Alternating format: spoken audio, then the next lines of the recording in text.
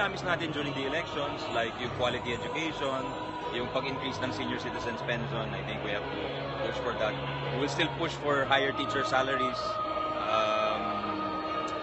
better support for the free college, and yung universal healthcare, mapondohan din sana. Sir, would you opt to chair the finance committee, or would you rather have another committee?